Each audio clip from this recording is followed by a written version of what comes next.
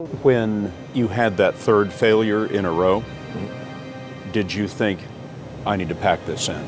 Never. I don't ever give up. I'd have to be dead or completely incapacitated. Born in South Africa to a Canadian mother and a South African father, Musk was a voracious reader, and aged 9 even turned to the Encyclopedia Britannica when he'd run out of books. An unusual, introverted child, he was bullied, once so severely that he was hospitalized for a week. But this didn't hinder his pursuit of knowledge. By the age of 10, he'd taught himself computer programming. By 12, he'd made a video game and sold it to a magazine for $500. You can still play Blastar online.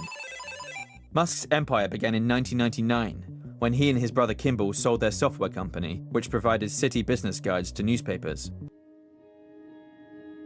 When I started the first internet company, Zip2, with my brother and another person, Greg Curry, it wasn't really with the thought of being wealthy. I've got nothing against being wealthy, but it was just from the standpoint of wanting to be part of the internet. And I figured if we could make enough money to just get by, that would be okay. And when we started off, we literally only had like one computer, and so it would be our web server during the day, and I'd code at night. And we just got a small office in Palo Alto back when rent was not insane. It was cheaper than an apartment, so we actually just slept in the office and then showered at the YMCA at Page Mill El Camino. So we'd walk over there and shower.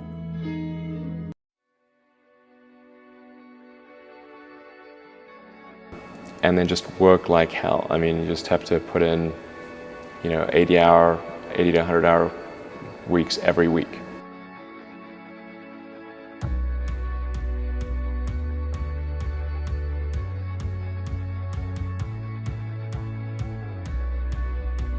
Aged just 27, Musk reinvested his $22 million windfall into X.com, a company which promised to revolutionize how we transfer money. A company you may now know as PayPal. When eBay acquired PayPal in 2002, Musk took home $165 million. So I think it's important that you really like whatever you're doing. If you don't like it, life is too short. I'd say, and also if you like what you're doing, you think about it even when you're not working. I mean, it's something that your mind is drawn to, and if you don't like it, you just really can't make it work, I think. Without taking a moment to catch his breath, the young entrepreneur turned his gaze upwards and set up Space Exploration Technologies, or SpaceX, with a mission statement of enabling people to live on other planets. You want to do projects that are inspiring and that make people excited about the future. Life's got to be about more than just solving problems. You want to get up in the morning and say, yes, I'm looking forward to that thing happening.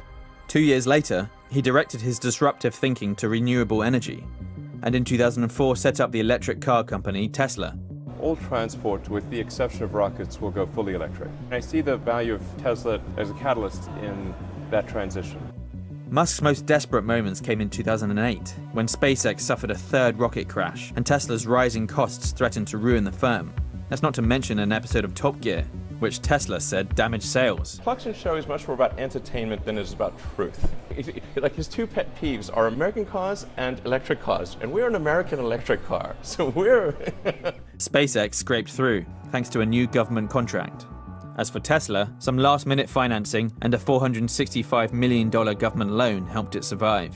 But even today, questions about profitability loom over the company, which has lost billions of dollars. Musk himself is no stranger to controversy. His baseless allegations against a Thai cave rescuer sparked a libel case, and his 2018 tweet about taking Tesla private and a very public but legal toke of marijuana on a YouTube podcast displayed his somewhat cavalier attitude towards shareholders. But the future does look exciting, as the eccentric engineer plans the first moon journey by humans since 1972 with billionaire passenger Yusaku Maezawa. And this is really just another stepping stone to Musk's ultimate goal, to reach and colonize Mars and beyond, a plan which he says could happen as soon as 2024. Either we are a multi-planet species and out there exploring the stars, or we are a single-planet species waiting around for some eventual extinction event. It's really that I personally find more motivating. Going and setting up a base on Mars would just be the greatest adventure ever.